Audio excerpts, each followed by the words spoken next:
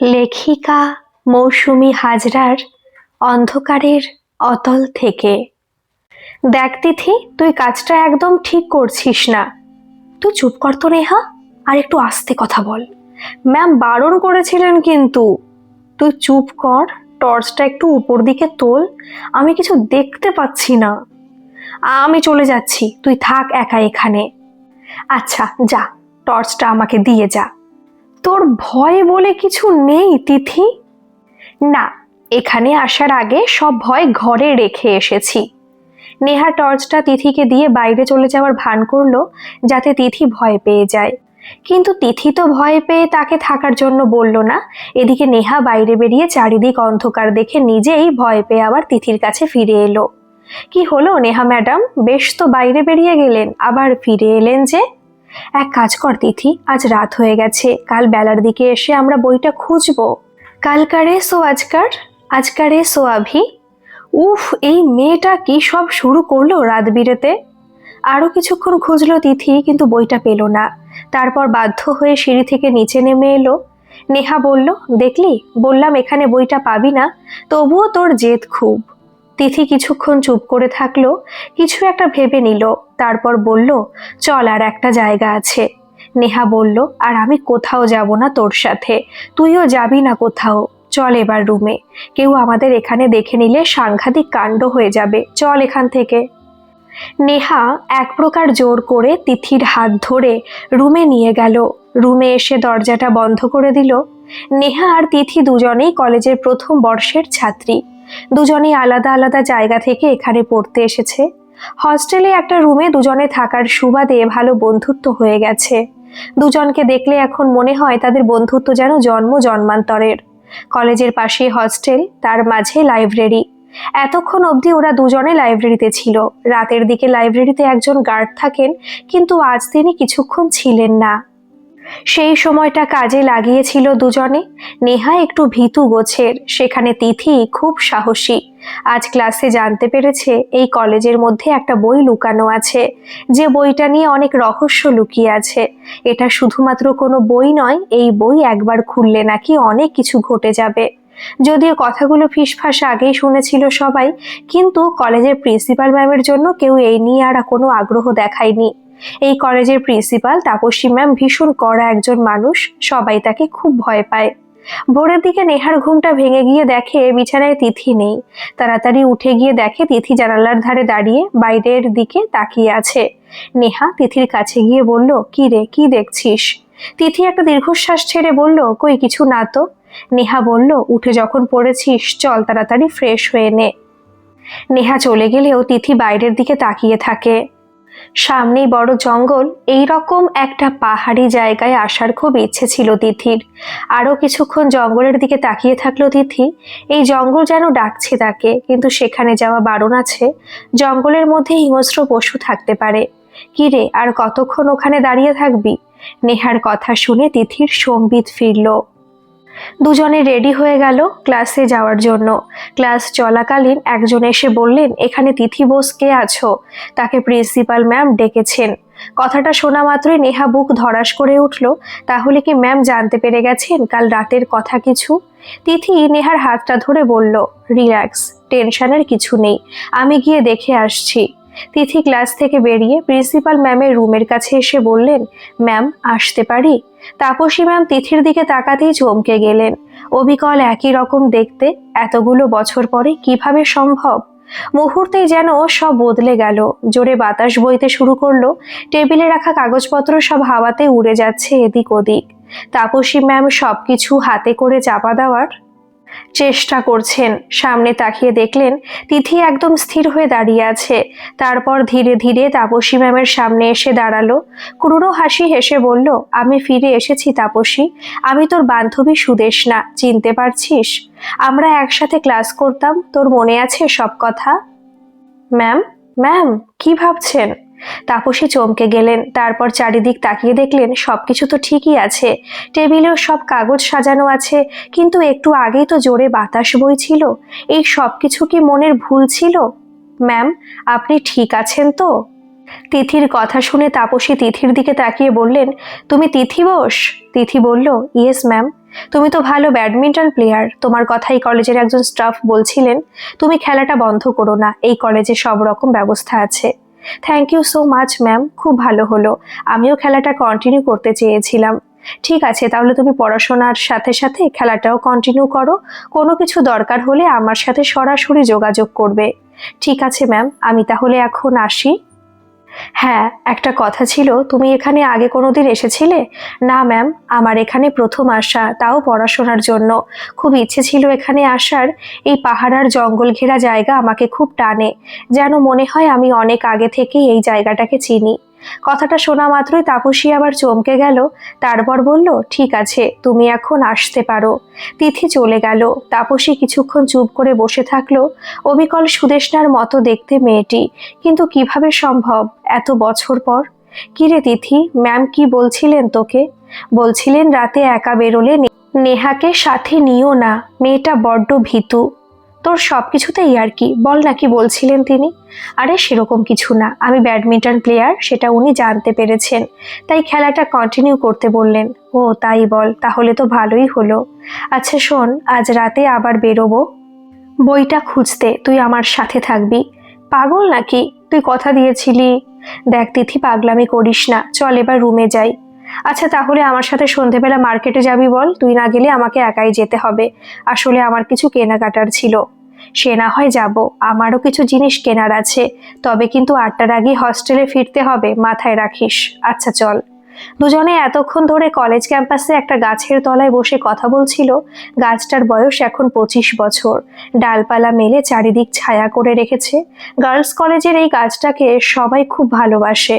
এই গাছের ছায়ার তলায় বসে সব মেয়েরা গল্প করে। গাছের গুঁড়িতে অনেকে তাদের নাম লিখে রাখে। সন্ধ্যের আগে দুই বান্ধবী মিলে মার্কেটে গেল। সেখানে নিজেদের প্রয়োজনীয় জিনিস কেনাকাটা করে ফিরতে ফিরতেই বেশ অন্ধকার হয়ে গেল। পাহাড়ি এলাকায় এই শীতের দিনে অন্ধকার তাড়াতাড়ি নেমে আসে। নেহা বলল, দেখলি কেমন দেরি হয়ে গেল, এই রাস্তা দিয়ে যেতে এখন বড্ড ভয় করছে। তিথি বলল, উফ তুই খুব ভীতু, দেখ রাস্তায় কত লোক, আর জঙ্গলটাও অনেক দূরে, তুই শুধু শুধু ভয় পাস, চল এবার তাড়াতাড়ি। দুজনেই হাঁটতে লাগলো জোরে জোরে, কিন্তু তিথির মনে হলো কেউ যেন তাদের ফলো করছে। বারবার পিছনে তাকালেও কাউকে দেখতে পেল না।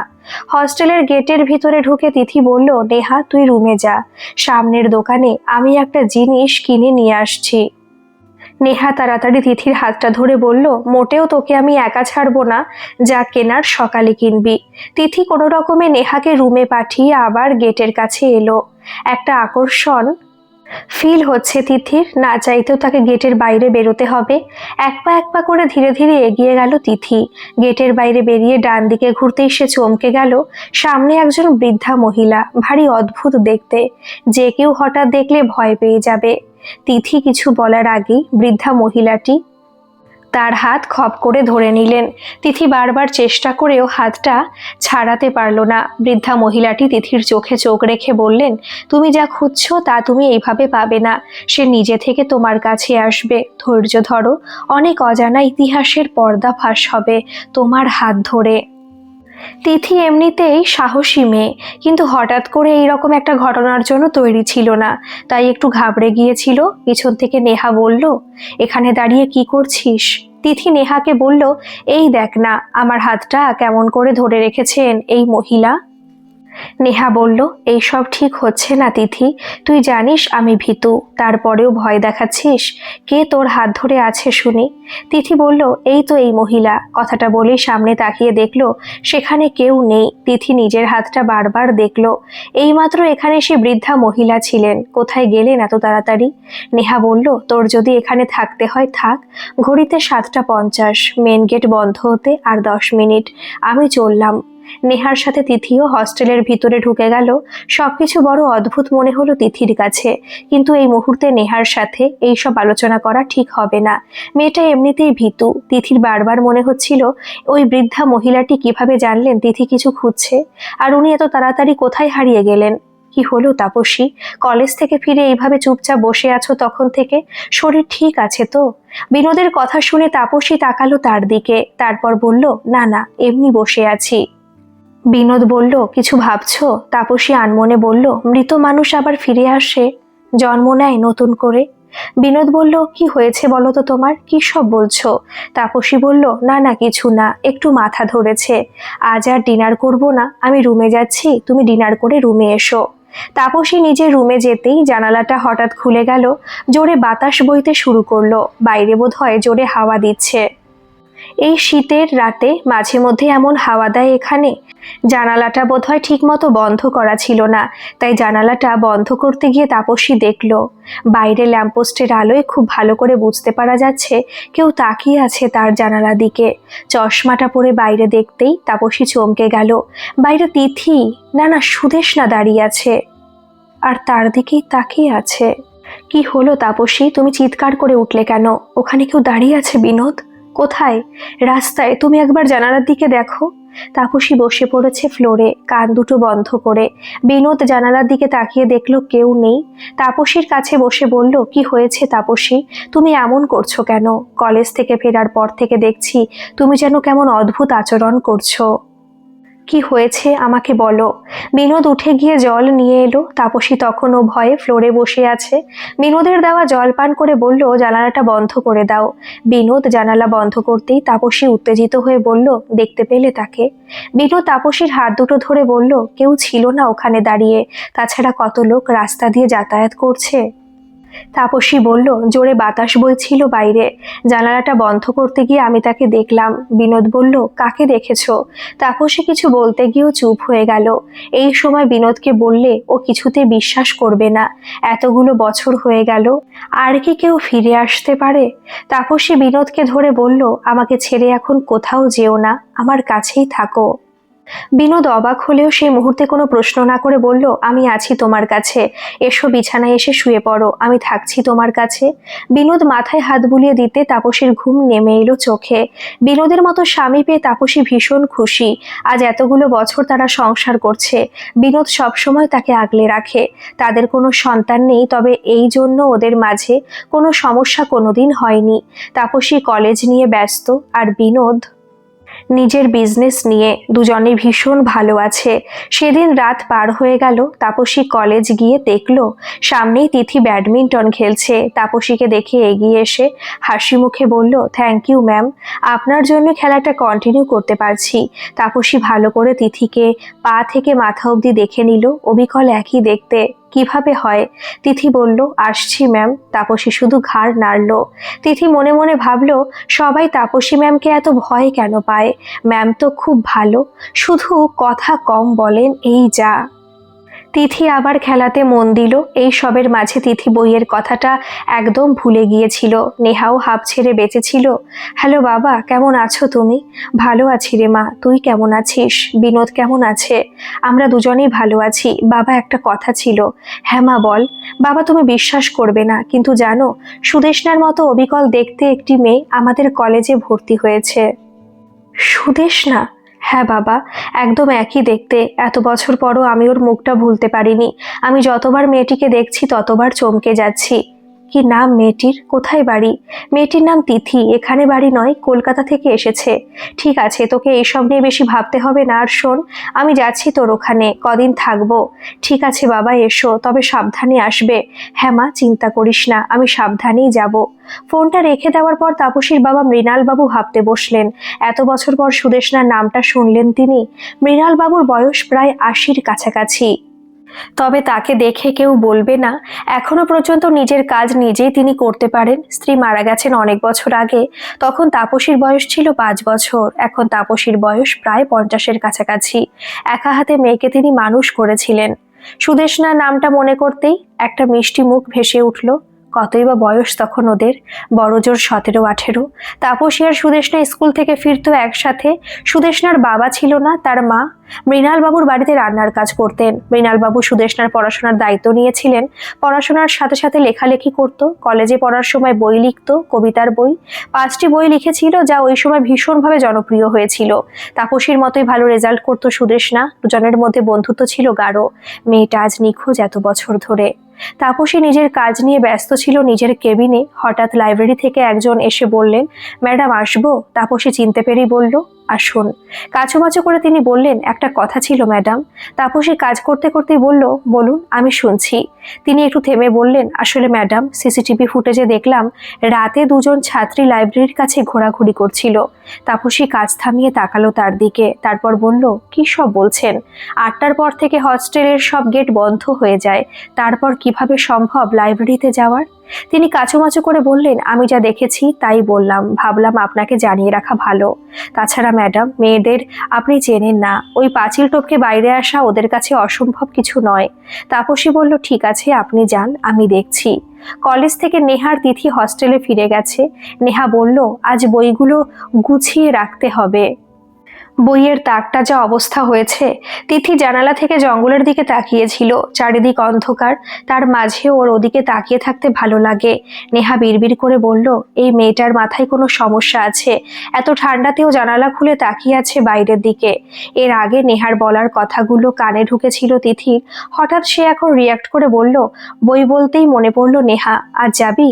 নেহা তিথির দিকে তাকিয়ে বলল, কোথায়? তিথি তাড়াতাড়ি করে নেহার কাছে এসে বলল, লাইব্রেরি। নেহা তিথির থেকে 5 পা সরে এসে বলল, তোর মাথা ঠিক আছে? ওই তো একটা 10 ফুটের পাঁচিল, সেটাকে টপকে অন্ধকার পার হয়ে লাইব্রেরি যাওয়ার মতো সাহস আমার আর নেই। তিথি তাড়াতাড়ি করে বলল, আগেও তো একবার গিয়েছিলাম আমরা। নেহা বলল, ওই বোকামি আমি আর করব না। মনে আছে কিভাবে একটা ল্যাডার দিয়ে ওঠানামা করেছিলাম? আর নয়, এবার তুই থাম, এইসব পাগলামি বন্ধ কর। তাছাড়া কোন বইগুলো নিষিদ্ধ তা আমরা জানিও না। লাইব্রেরিতে গিয়ে সূচ খোঁজার মতো করে কি খুঁজবো? তিথি চুপ করে বসে পড়ল বিছানায়। সত্যিই তো, কোন বইগুলো পড়া নিষিদ্ধ সেইগুলোই তো জানা নেই তিথির। কিছুক্ষণ পরে নেহার ফোনে একটা কল এলো। নেহা ফোনটা ধরতে চমকে উঠল। সে কি, কখন? আরো কয়েকটা কথা বলে নেহা ফোনটা রেখে দিয়ে হাউ হাউ করে কাঁদতে লাগলো। তিথি থতমত খেয়ে বলল, কি হয়েছে নেহা? নেহা কোনো রকমে উত্তর দিল, দাদু মারা গেছে, আমি এখনই বাড়ি যাব। কোনো রকমে পারমিশন পাওয়া গেল। সন্ধে 7:30টায় বাস। নেহার বাড়ির লোককে জানিয়ে দেওয়া হলো ভোরের মধ্যে পৌঁছে যাবে। নেহাকে বাসে চাপাতে গেল তিথি। নেহাকে বাসে চাপিয়ে অল্প কিছু খাবার কিনে দিয়ে তিথি বলল, খেয়ে নিবি। কিছু তো খাসনি। নেহা তিথিকে জড়িয়ে ধরল। এই মুহূর্তে তিথির থেকে আপনার কেউ নেই। তারপর খেয়াল হতে নেহা বলল, তিথি, একটা কথা বলি শোন, আমি কদিন থাকছি না, তুই কিন্তু একদম একা রাত্রে কোথাও বেরোবি না। তিথি হেসে নেহা মাথায় হাত বুলিয়ে বলল, ঠিক আছে ম্যাডাম, আপনি নিজের খেয়াল রাখবেন, পৌঁছে গিয়ে একটা ফোন করবেন। নেহাকে বাসে চাপিয়ে দিয়ে একটা অটোতে চাপলো তিথি। হস্টেল পৌঁছতে 15 মিনিট সময় লাগবে। হস্টেলের কাছাকাছি আসতেই অটোটা থেমে যায়। অনেক চেষ্টা করার পরে অটোটার স্টার্ট নিল না।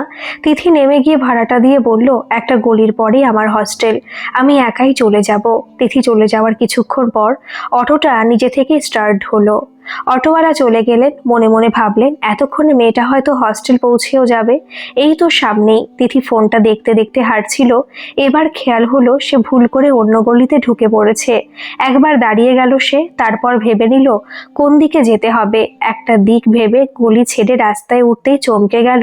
সামনেই দাঁড়িয়ে আছেন সেই বৃদ্ধা মহিলাটি। তিথিকে দেখে ক্রূর হাসি হেসে বললেন, তোমাকে যে ফিরে আসতেই হবে, এখন অনেক কাজ তোমার। তিথি মনে সাহস সঞ্চার করে বলল, আপনি কে বলুন তো? হঠাৎ হঠাৎ এসে আমাকে ভয় খাওয়ান কেন? বৃদ্ধা মহিলাটি বললেন, বই খোঁজা বন্ধ করে দিয়েছো?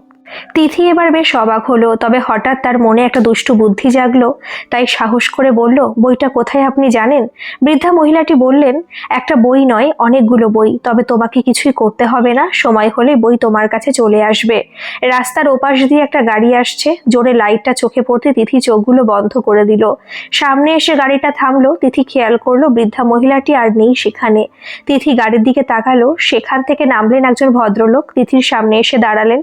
তিনি তিথির দিকে একদৃষ্টিতে তাকিয়ে থাকলেন। তিথি বলল, কিছু বলবেন? বিনোদ তখনও হাঁ করে তাকিয়ে আছে তিথির দিকে। অবিকল একই দেখতে, কিন্তু এত বছর পর সুদেশ না কিভাবে?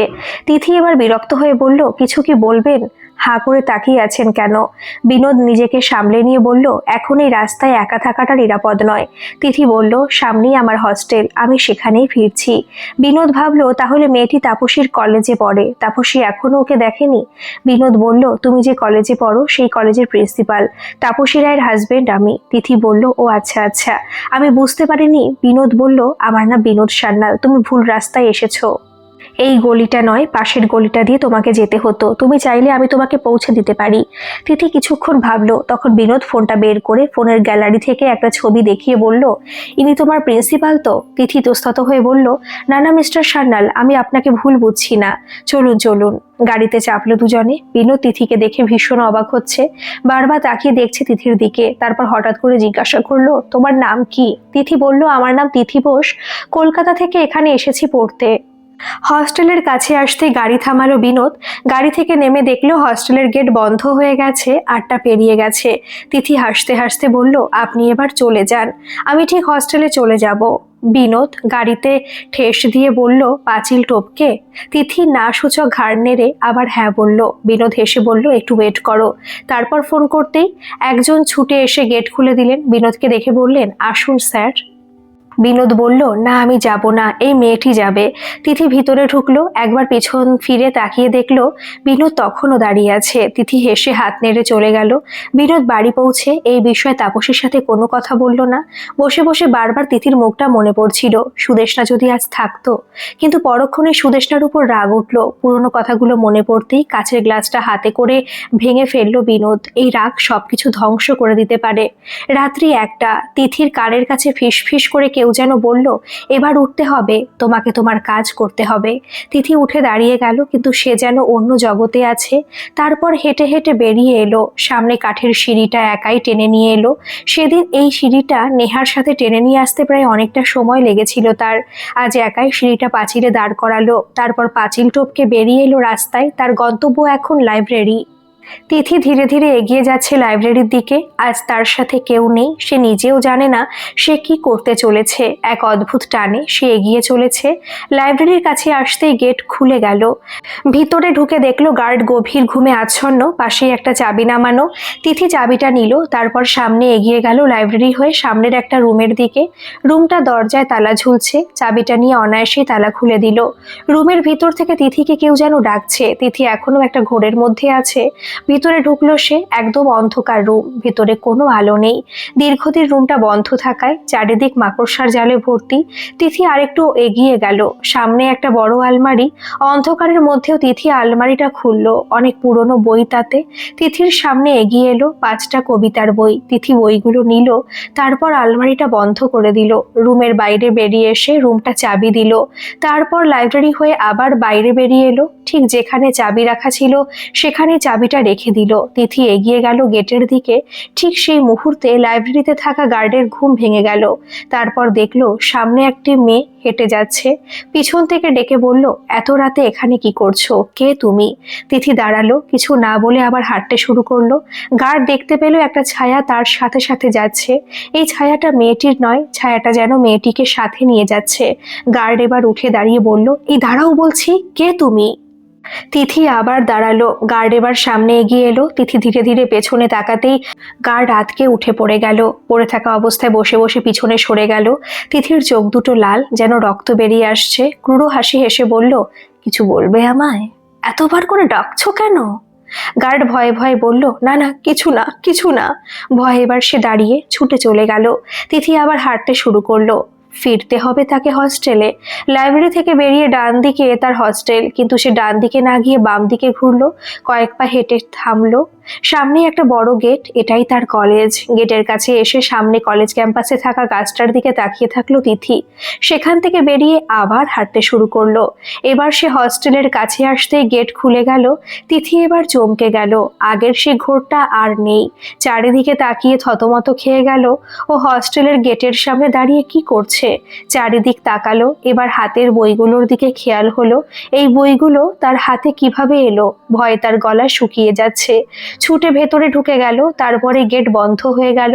তিথি পিছন ফিরে দেখলো গেট বন্ধ হয়ে গেছে, কিন্তু নিজে থেকে এই গেট খোলা বা বন্ধ হলো কিভাবে?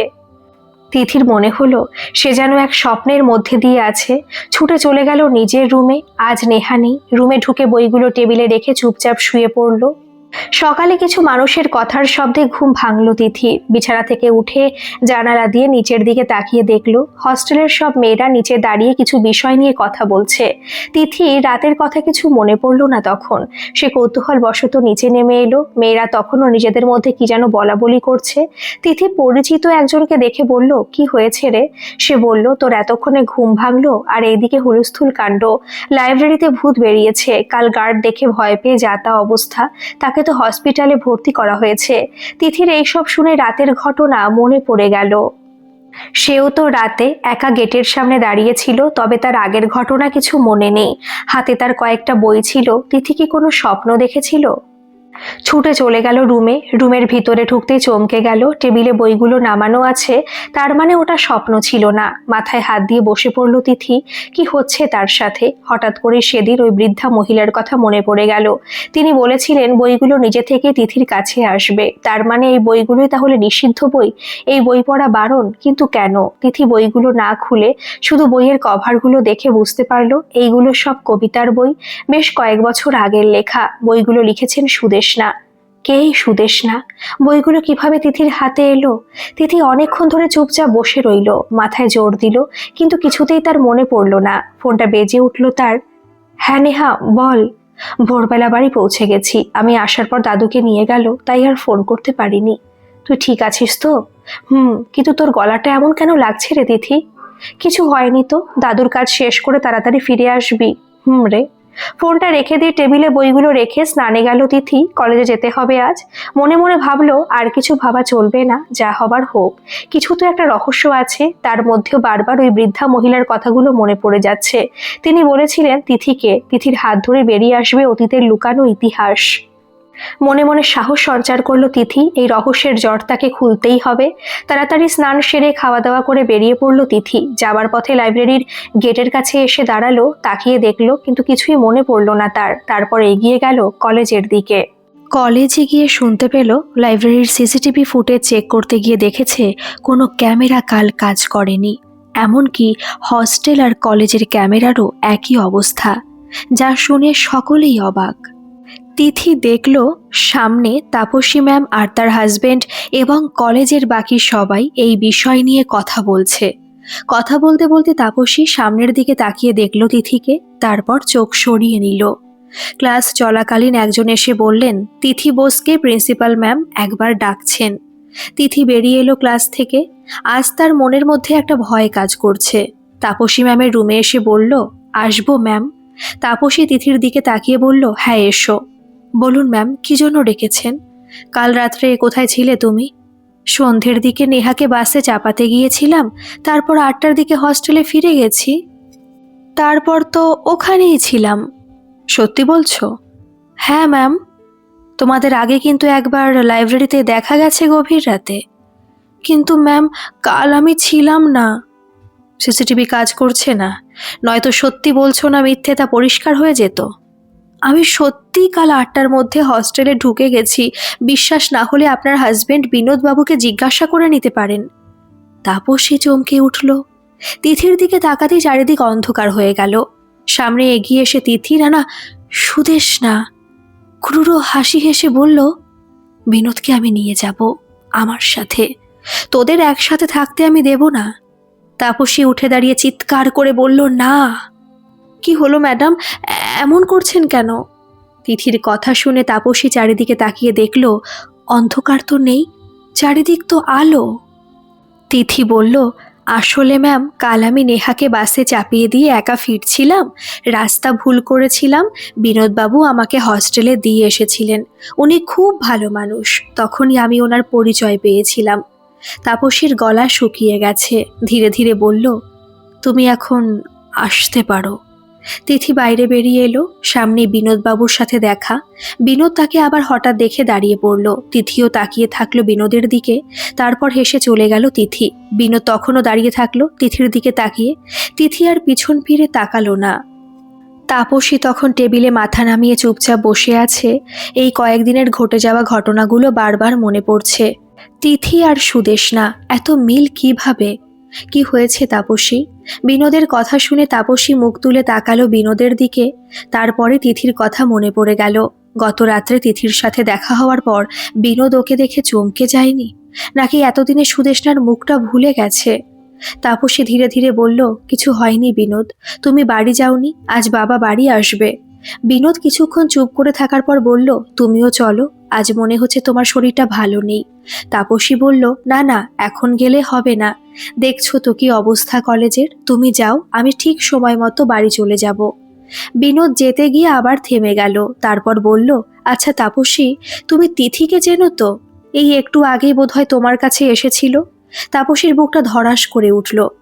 হ্যাঁ চিনি। কেন, কি হয়েছে? কাল ওর সাথে পরিচয় হলো, আমি এক মুহূর্তের জন্য মনে করেছিলাম সুদেষ্ণা, তারপর ভাবলাম এত বছর পর সুদেষ্ণা এখানে কি করছে। তাপসী ধীরে ধীরে বলল, আমিও প্রথম থেকেই দেখাতে তাই মনে করেছিলাম, ও পুরো সুদেষ্ণার মতো দেখতে। বিনোদ কিছুক্ষণ চুপ করে থাকার পর বলল, আমি আসছি। তাপসী পিছন থেকে ডেকে বলল, তুমি আজও সুদেষ্ণার মুখটা ভুলতে পারোনি, বলো। বিনোদ রেগে রেগে বলল, কিছু চেহারা আজীবন মনে থেকে যাবে। বিনোদ কলেজ থেকে বাইরে বেরিয়ে যেতে গিয়ে দেখল তিথি তখন ব্যাডমিন্টন খেলছে। সুদেষ্ণার প্রতি সব বিদ্বেষ ভুলে গিয়ে কিছুক্ষণ তাকিয়ে থাকলো তিথির দিকে, তারপর চলে গেল। তিথি কলেজ থেকে ফিরে নেহাকে ফোন করে ওর খবর নিয়ে একটু বসলো, তারপর আবার টেবিলে রাখা বইগুলোর দিকে তাকালো। তারপর মনে মনে ভাবলো, আজ আরও একবার সন্ধ্যের সময় বেরোতে হবে, ওই বৃদ্ধা মহিলার সাথে আবার একবার দেখা করতেই হবে। তাপসী সব কাজ শেষ করে কলেজ থেকে বেরিয়ে পড়ল। লাইব্রেরি দিয়ে যেতেই ড্রাইভারকে বলল গাড়ি থামাতে। তারপর নেমে লাইব্রেরির দিকে গেল। মনের মধ্যে একটা খটকা লাগছে তার।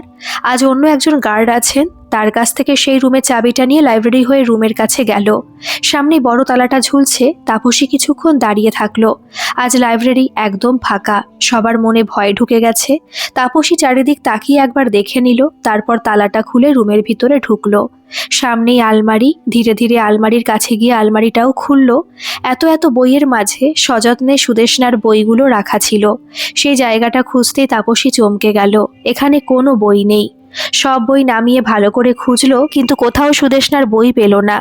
ভয়ে হাত পা ঠান্ডা হয়ে গেছে তাপসীর। এখান থেকে কেউ তো বই নিতে পারবে না, তাহলে বইগুলো গেল কোথায়? তিথি রেডি হয়ে বসে আছে আর একটু সন্ধে হওয়ার জন্য।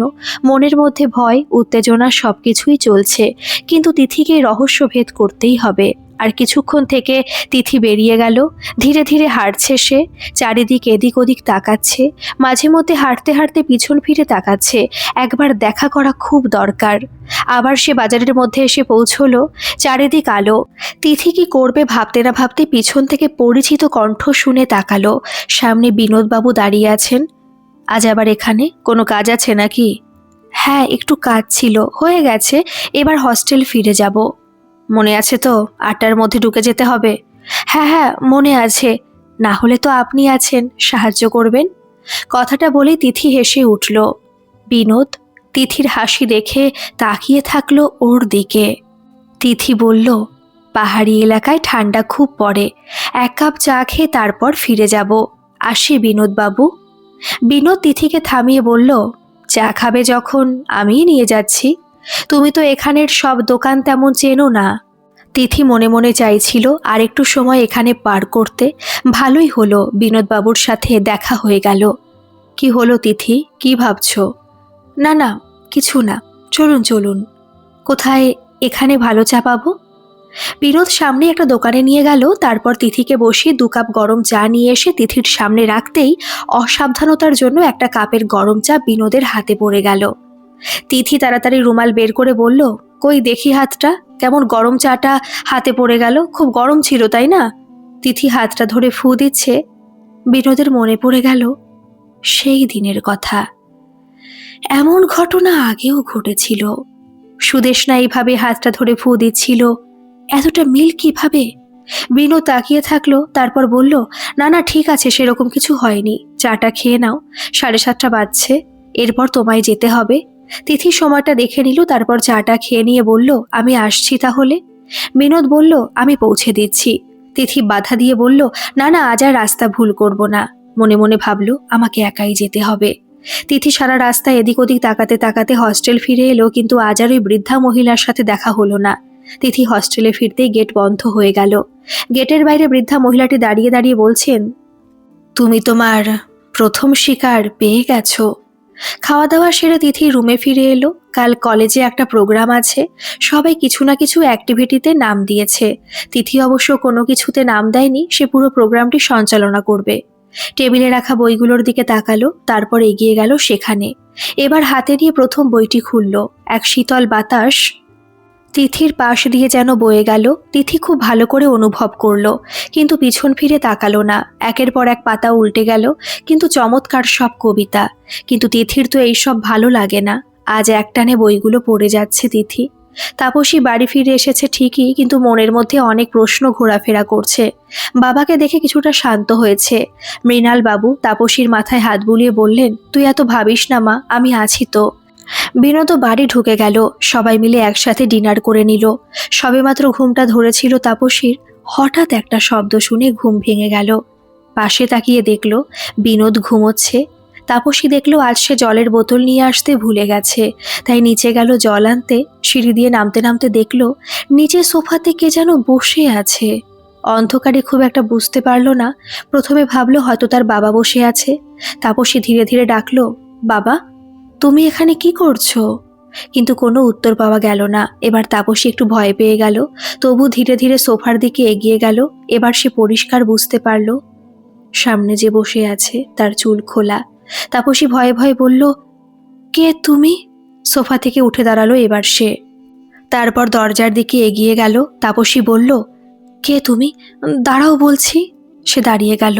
তারপর পিছন ফিরে তাকাতে তাপসী ভয়ে পিছিয়ে গেল, কিন্তু গলা থেকে আর কোনো আওয়াজ বেরোচ্ছে না তার। মনে মনে তখন একটা কথাই আওড়াচ্ছে, সুদেষ্ণা তুই? সুদেষ্ণা ক্রূর হাসি হেসে বলল, হ্যাঁ রে, আমি ফিরে এসেছি, আমি সব ধ্বংস করতে। তাপসী ভয়ে তখন জ্ঞান হারালো। প্রেশার তো ভীষণ হাই আপনার, কিভাবে হলো এমন? এত চিন্তা কিসের আপনার? ডাক্তারের কথা শুনে শুধু তাকালো তাপসী। বলার মতো কিছু নেই তার। কদিন ধরেই তার জীবনে যা চলছে তা কাউকে বলতে পারছে না সে। ঘরের ভিতরে আছেন তাপসীর বাবা মৃণাল বাবু আর স্বামী বিনোদ। বিনোদ বলল, আমি ঘুমোচ্ছিলাম, ভোরের দিকে দেখলাম তাপসী বিছানায় নেই। প্রথমে ভাবলাম বাথরুমে আছে। অনেকক্ষণ পার হওয়ার পর যখন তাপসী এলো না, তখন উঠে দেখলাম তাপসী কোথাও নেই। তারপর দেখলাম নিচে সোফার কাছে পড়ে আছে। ছুটে গিয়ে তাকে তুলে চোখে মুখে জল দিলাম। তার কিছুক্ষণ পর ওর জ্ঞান ফিরল।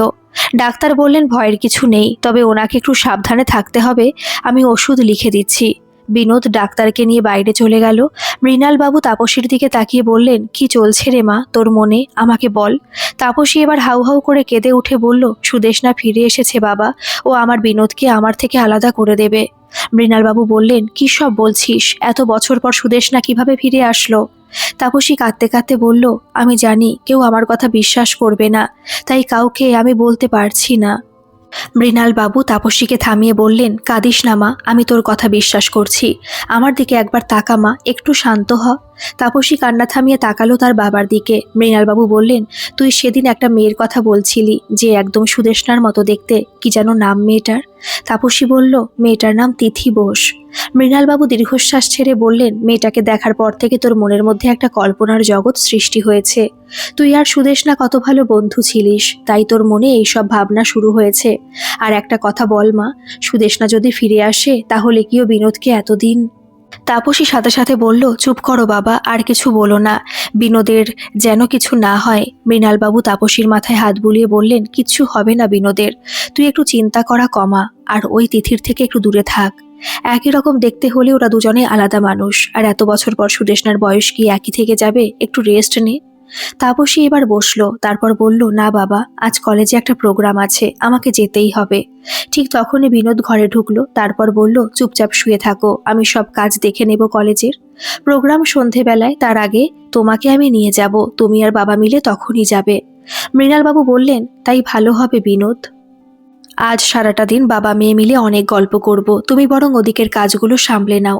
বিনোদ চলে গেল। তাপসী মনে মনে ভাবল, হয়তো বাবা ঠিকই বলছে, আমি একটু বেশি ভাবছি এইসব নিয়ে। কিন্তু লাইব্রেরি থেকে সুদেষ্ণার বইগুলো কোথায় গেল?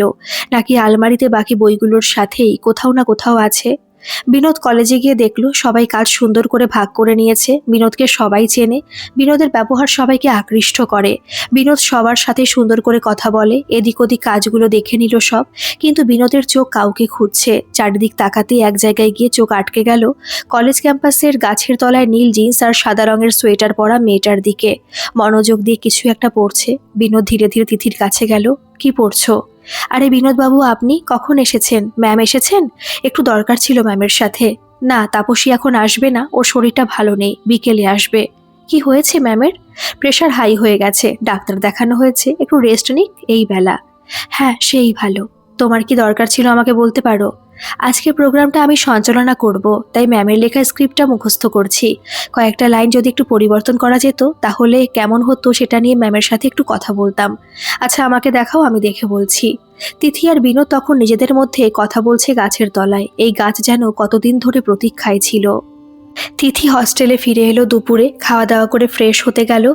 চোখে মুখে জল নিয়ে আয়নার দিকে তাকাতে গিয়ে মনে হলো একটা ছায়া খুব দ্রুত সরে গেল। হঠাৎ করে বুকটা ধড়ফড় করে উঠল। তিথি তো ভয় পাওয়ার মেয়ে নয়, তাহলে কেন এমন হলো? এখনকার মতো এ পর্যন্ত থাক। এর অন্তিম পর্ব আজ সন্ধ্যেতেই আমি আপলোড করে দেব। গল্পটা আপনাদের কেমন লাগছে অবশ্যই কমেন্ট করে জানাবেন। আর ভালো লাগলে একটা সাবস্ক্রাইব করে আমার পাশে থাকবেন। ধন্যবাদ।